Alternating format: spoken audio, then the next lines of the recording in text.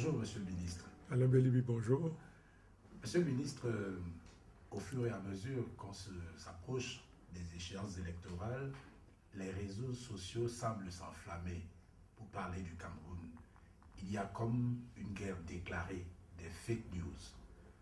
Qu'est-ce que le gouvernement pense de cette situation? Merci Alain de me donner l'opportunité de parler de ce problème qui est un fléau mondial. Mondial en ce sens que les auteurs de fake news sont des hommes et des femmes de très très mauvaise foi, dont l'objet est naturellement de porter préjudice, de porter atteinte à l'image des gouvernements, à l'image des dirigeants de par le monde de manière générale. Les fake news constituent aujourd'hui un genre de cancer dont tous les gouvernements sont à la recherche de la neutralisation puis l'éradication. Le gouvernement camerounais n'échappe pas aux effets dévastateurs, aux effets pervers des fake news. Mais le gouvernement, à l'instar d'autres gouvernements de par le monde, ne se croise pas les bras. Au niveau du ministère de la Communication, qui a, de par les textes organiques, la responsabilité de protéger et de promouvoir les images de la nation de manière générale et de son chef en particulier, au niveau de ces départements, nous ne dormons pas, au même titre quand il s'agit du ministre des Postes et Télécommunications et de tous les organismes d'État qui impactent Internet de manière générale. Alors, de manière concrète, qu'est-ce qui se fait aujourd'hui? Précisément, est-ce qu'il y a une stratégie? Est-ce que le gouvernement se contente de réagir à ce qui se fait ou est-ce qu'on est proactif? Jusqu'à présent, je confesse au niveau de mon département ministériel, pour n'avoir pas suffisamment pris la mesure de l'intensité de ces agressions, de ces informations fabriquées sur mesure pour porter atteinte à l'image, pour n'avoir pas pris suffisamment à temps, je peux dire que nous avons un peu traîné pour être plutôt réactifs. Après l'avoir constaté, le chef de l'État a instruit son gouvernement plutôt d'être proactif. L'ensemble des départements ministériels concernés par ce problème conjuguent leurs efforts pour faire face. Et dans le cadre donc du département dont je préside à la marche, effectivement, nous avons pris le taureau par le corne et nous sommes en train donc d'élaborer une stratégie qui nous permettra, H24, de rester en état de veille sur toute information s'agissant naturellement de notre pays. Si c'est une information véridique, qui n'est pas une information hostile, nous avons une équipe, nous sommes en train de mettre en place une équipe H24 qui veille, donc dès lors qu'on s'intéresse au cas Cameroun. Et si d'aventure l'information était manifestement hostile, nous avons également des collaborateurs qui sont en train de recevoir la formation nécessaire afin donc de faire pièce à toute information de nature préjudiciable aux intérêts du Cameroun. Alors cette question ne s'adresse probablement pas au ministre de la Communication, mais le porte-parole du gouvernement pourrait avoir une réponse. Est-ce que le cadre juridique permet au Cameroun aujourd'hui de combattre les effets pervers des fake news? Alain Belibi, il n'y a pas un seul gouvernement au monde qui sache anticiper par rapport aux possibilités protéiformes qu'offre aujourd'hui la technologie de l'information et de la communication de manière générale, et Internet en particulier. Est-ce qu'il y a des mesures juridiques qui existent déjà qui nous permettent de faire face sous le contrôle du ministre de la Justice et de toute l'expertise nationale? Je dirais probablement oui, Alain Belibi, mais si d'aventure il y avait encore des gaps, s'il y avait encore des écueils à combler, je peux vous garantir que tous les départements concernés sont à pied d'œuvre pour y apporter une réponse juridique à la hauteur de ce défi qui est un défi mutant. Parce qu'aujourd'hui, vous trouvez une parade, vous pensez que vous en êtes immunisé. Et immédiatement, les pourfendeurs du régime trouvent toujours d'autres parades. Donc, c'est vraiment en état de veille que le gouvernement se trouve pour faire face à cette situation. Maintenant, Monsieur le ministre, et vous le savez très certainement, beaucoup pensent que le gouvernement se montre plutôt frileux, n'est-ce pas? Le gouvernement donne l'impression d'avoir quelques scrupules face à ceux qui se présentent comme étant les défenseurs des droits de l'homme, les défenseurs des libertés. Est-ce que par rapport à ceux-là, ceux qui parlent de donner leur liberté aux Camerounais, le gouvernement ne donne pas, ne se préoccupe pas, disons, de rester un petit peu en retrait? Le fait que le gouvernement ne panique pas, le fait que le gouvernement reste dans la maîtrise totale de la situation vous surprend peut-être au point de penser que les ONG en charge de la protection et de la promotion des droits de l'homme en dictent, en imposent au gouvernement. Non, Alain Belibi. Le gouvernement est dans son rôle. Anticiper et gouverner.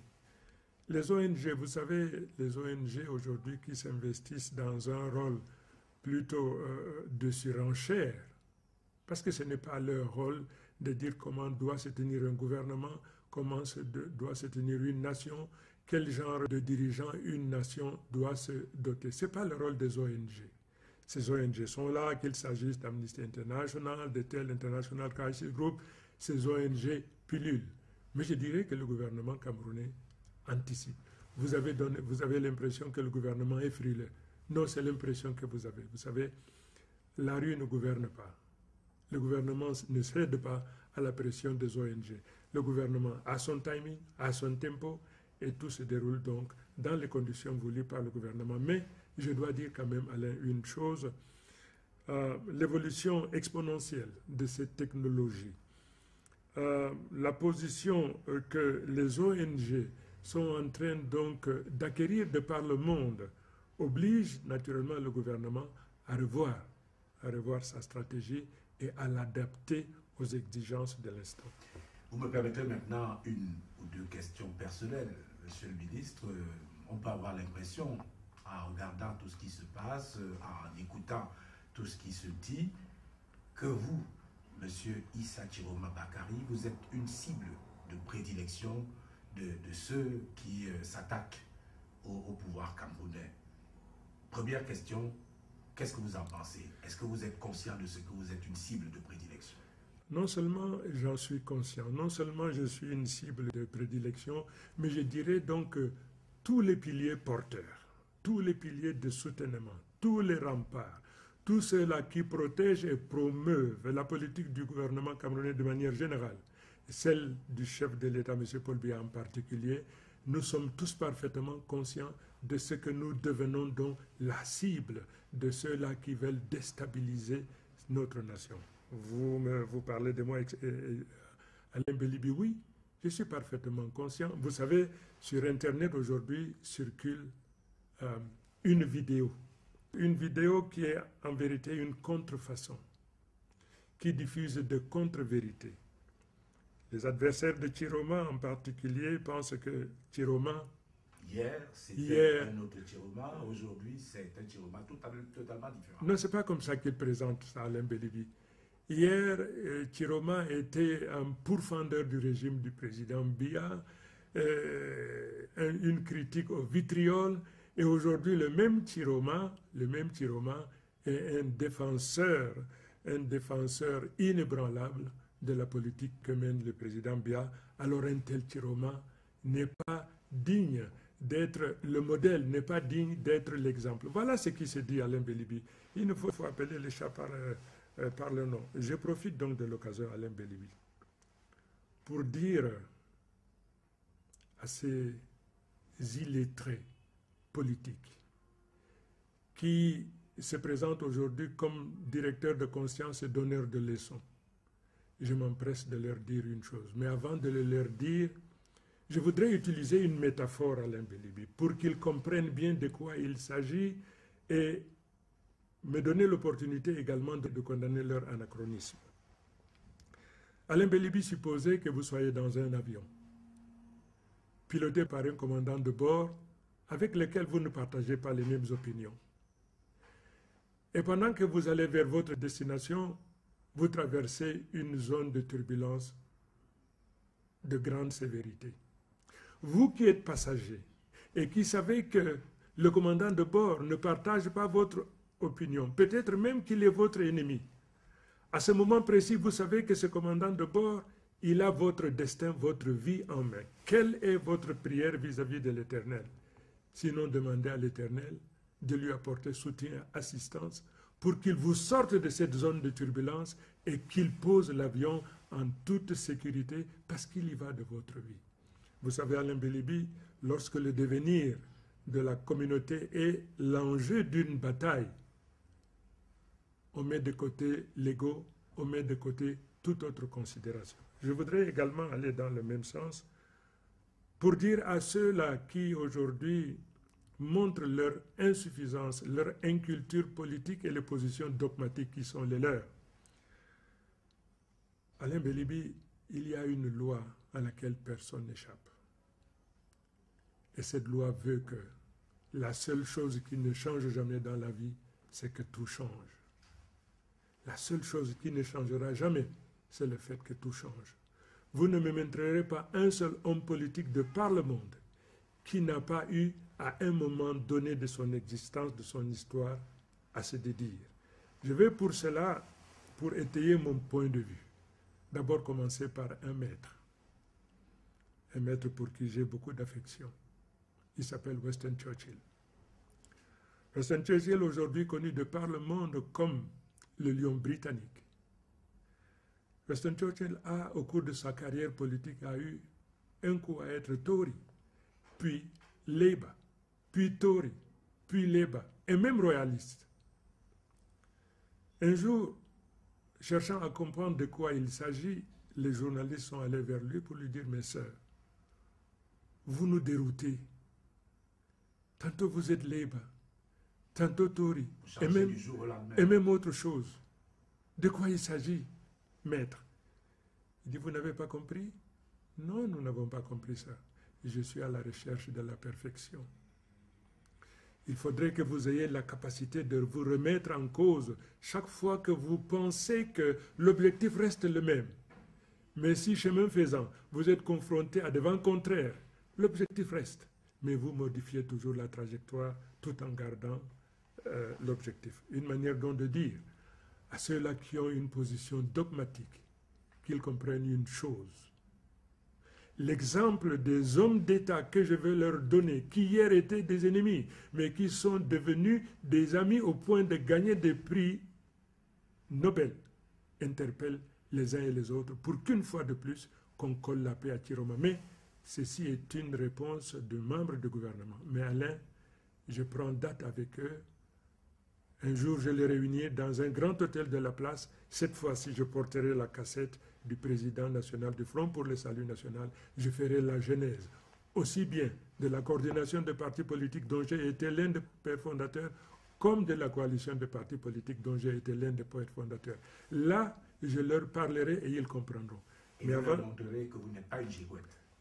Mais attendez, vous avez connu Anwar el-Sadat. Vous avez connu également Menahem Begin. C'étaient deux hommes qui se détestaient à mort, qui se livraient la guerre. Mais lorsque l'intérêt supérieur de leur nation a dicté qu'ils se retrouvent et qu'ils parlent le même langage et regardent dans la même direction, ils ont tout oublié. Ils ont donc privilégié l'intérêt de leur nation au-dessus des intérêts communs. Je donne un autre exemple que vous connaissez, Nelson Mandela et de Klerk. L'un prisonnier qui a failli mourir et l'autre geôlier.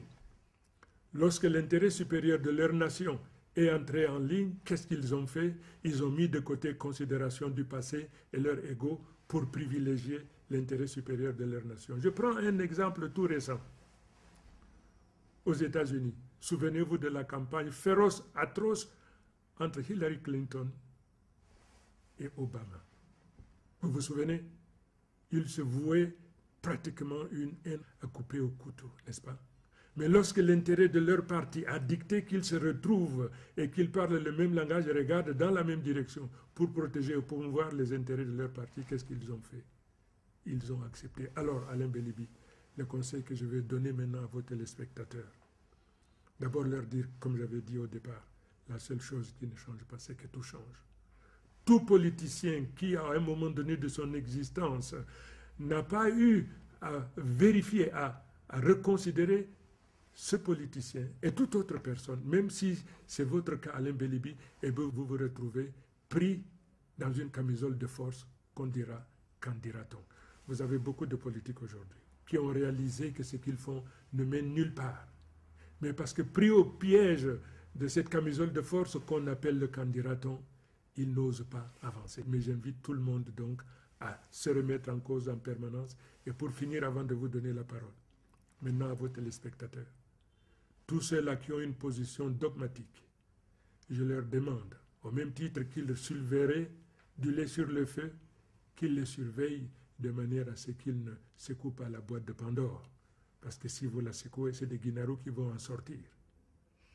Alors, et je doute fort qu'ils aient la capacité de ramener donc les Guinaros dans la boîte de Pandore. Monsieur le ministre, dans la situation actuelle, qu'est-ce que vous êtes? Une victime? Alain Belibi, ce que je fais ne plaît pas.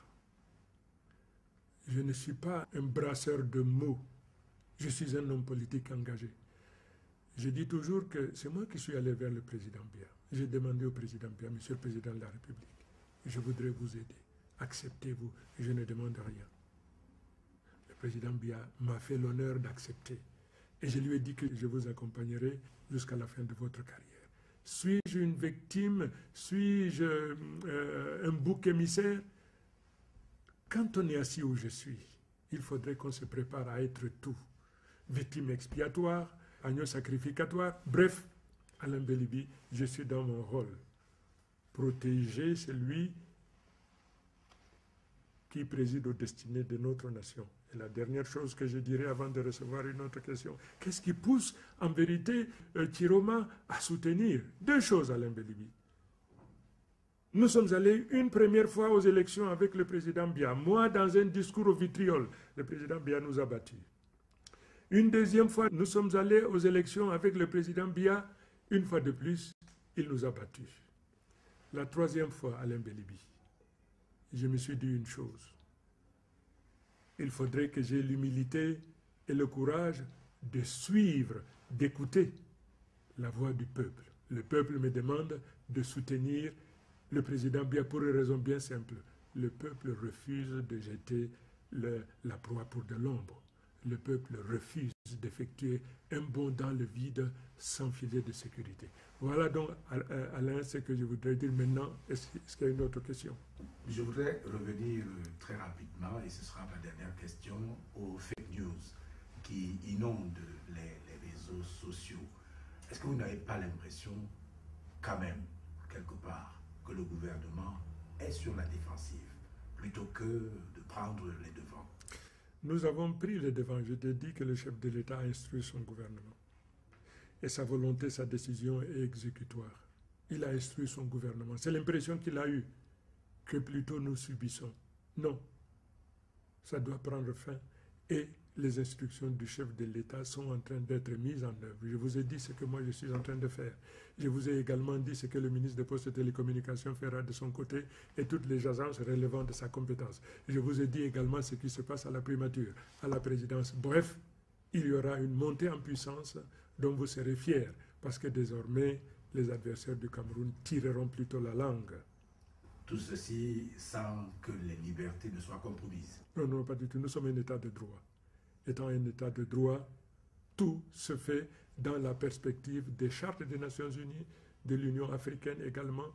Tout se fait donc dans le respect strict des droits de l'homme. Je vous remercie, Monsieur le ministre. Merci bien.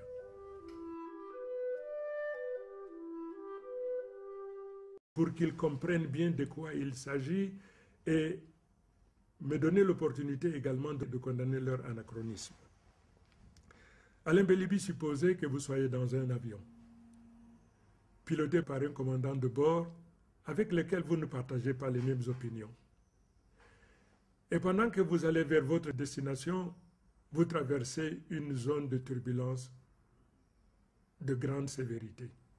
Vous qui êtes passager et qui savez que le commandant de bord ne partage pas votre opinion, peut-être même qu'il est votre ennemi, à ce moment précis, vous savez que ce commandant de bord, il a votre destin, votre vie en main. Quelle est votre prière vis-à-vis de l'Éternel? Sinon, demandez à l'Éternel de lui apporter soutien, assistance, pour qu'il vous sorte de cette zone de turbulence et qu'il pose l'avion en toute sécurité parce qu'il y va de votre vie. Vous savez, Alain Bélibi, lorsque le devenir de la communauté est l'enjeu d'une bataille, on met de côté l'ego, on met de côté toute autre considération. Je voudrais également aller dans le même sens pour dire à ceux-là qui aujourd'hui montrent leur insuffisance, leur inculture politique et les positions dogmatiques qui sont les leurs. Alain Bélibi, il y a une loi à laquelle personne n'échappe. Et cette loi veut que la seule chose qui ne change jamais dans la vie, c'est que tout change. La seule chose qui ne changera jamais, c'est le fait que tout change. Vous ne me montrerez pas un seul homme politique de par le monde qui n'a pas eu, à un moment donné de son existence, de son histoire, à se dédire. Je vais pour cela, pour étayer mon point de vue, d'abord commencer par un maître pour qui j'ai beaucoup d'affection. Il s'appelle Winston Churchill. Winston Churchill, aujourd'hui connu de par le monde comme le lion britannique. Winston Churchill a, au cours de sa carrière politique, a eu un coup à être Tory, puis Labour, puis Tory, puis Labour, et même royaliste. Un jour, cherchant à comprendre de quoi pas pris suffisamment à temps, je peux dire que nous avons un peu traîné pour être plutôt réactifs. Après l'avoir constaté, le chef de l'État a instruit son gouvernement plutôt d'être proactif.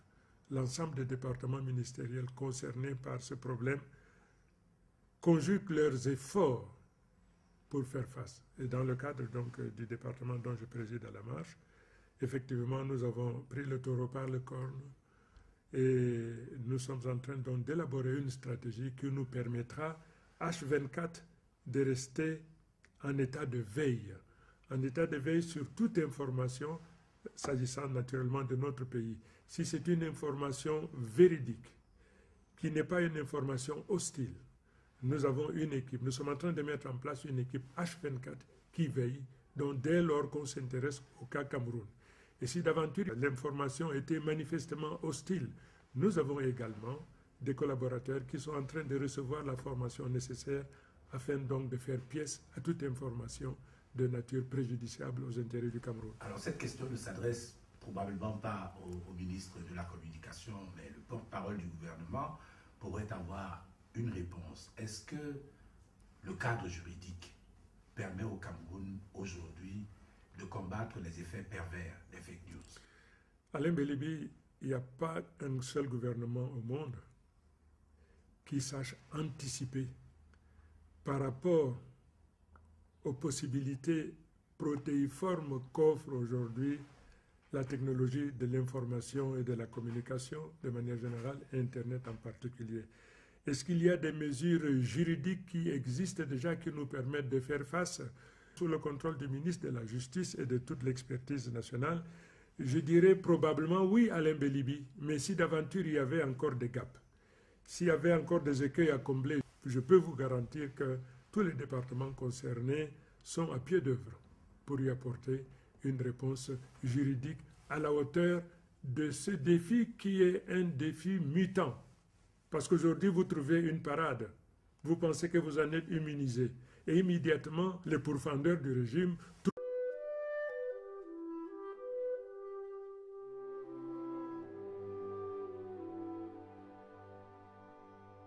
Bonjour, Monsieur le ministre. Alain Bélibi, bonjour. Monsieur le ministre, au fur et à mesure qu'on s'approche des échéances électorales, les réseaux sociaux semblent s'enflammer pour parler du Cameroun. Il y a comme une guerre déclarée des fake news. Qu'est-ce que le gouvernement pense de cette situation? Merci Alain de me donner l'opportunité de parler de ce problème qui est un fléau mondial. Mondial en ce sens que les auteurs de fake news sont des hommes et des femmes de très très mauvaise foi, dont l'objet est naturellement de porter préjudice, de porter atteinte à l'image du gouvernement, à l'image des dirigeants de par le monde de manière générale. Les fake news constituent aujourd'hui un genre de cancer dont tous les gouvernements sont à la recherche de la neutralisation puis l'éradication. Le gouvernement camerounais n'échappe pas aux effets dévastateurs, aux effets pervers des fake news. Mais le gouvernement, à l'instar d'autres gouvernements de par le monde, ne se croise pas les bras. Au niveau du ministère de la Communication, qui a, de par les textes organiques, la responsabilité de protéger et de promouvoir les images de la nation de manière générale et de son chef en particulier, au niveau de ce département, nous ne dormons pas, au même titre quand il s'agit du ministre des Postes et Télécommunications et de tous les organismes d'État qui impactent Internet de manière générale. Alors, de manière concrète, qu'est-ce qui se fait aujourd'hui? Précisément, est-ce qu'il y a une stratégie? Est-ce que le gouvernement se contente de réagir à ce qui se fait ou est-ce qu'on est proactif? Jusqu'à présent, je confesse au niveau de mon département ministériel, pour n'avoir pas suffisamment pris la mesure de l'intensité de ces agressions, de ces informations fabriquées sur mesure pour porter atteinte à l'image, pour n'avoir trouve toujours d'autres parades. Donc, c'est vraiment en état de veille que le gouvernement se trouve pour faire face à cette situation. Maintenant, Monsieur le ministre, et vous le savez très certainement, beaucoup pensent que le gouvernement se montre plutôt frileux, n'est-ce pas? Le gouvernement donne l'impression d'avoir quelques scrupules face à ceux qui se présentent comme étant les défenseurs des droits de l'homme, les défenseurs des libertés. Est-ce que, par rapport à cela, ceux qui parlent de donner leur liberté aux Camerounais, le gouvernement ne donne pas, ne se préoccupe pas, disons, de rester un petit peu en retrait?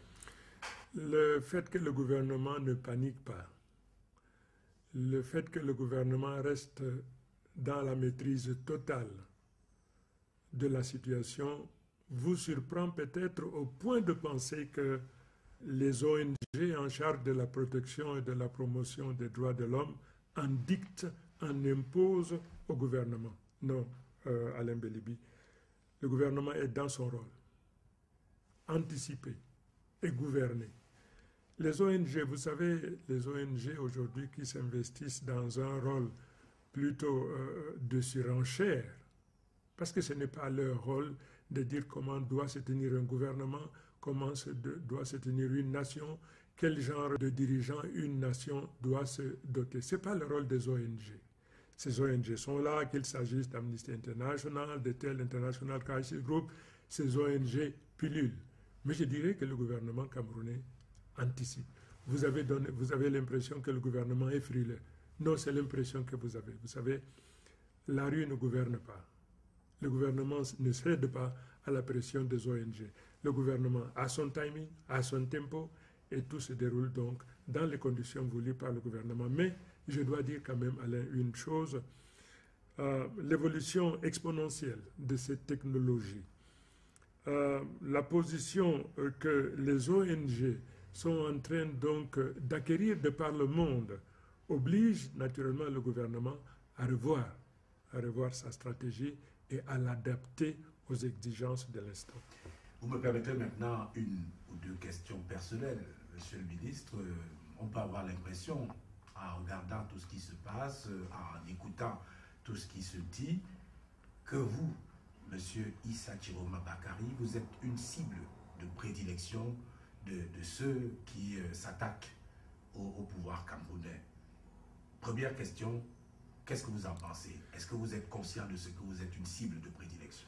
Non seulement j'en suis conscient, non seulement je suis une cible de prédilection, mais je dirais donc que tous les piliers porteurs, tous les piliers de soutènement, tous les remparts, tous ceux-là qui protègent et promeuvent la politique du gouvernement camerounais de manière générale, celle du chef de l'État, M. Paul Biya en particulier, nous sommes tous parfaitement conscients de ce que nous devenons donc la cible de ceux-là qui veulent déstabiliser notre nation.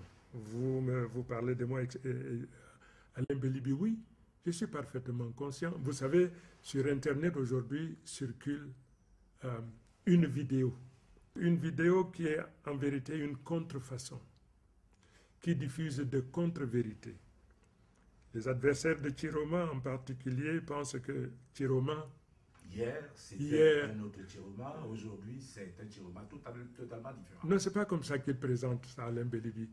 Hier, Chiroma était un pourfendeur du régime du président Biya, une critique au vitriol, et aujourd'hui, le même Chiroma est un défenseur inébranlable de la politique que mène le président Biya. Alors un tel Chiroma n'est pas digne d'être le modèle, n'est pas digne d'être l'exemple. Voilà ce qui se dit, Alain Bélibi.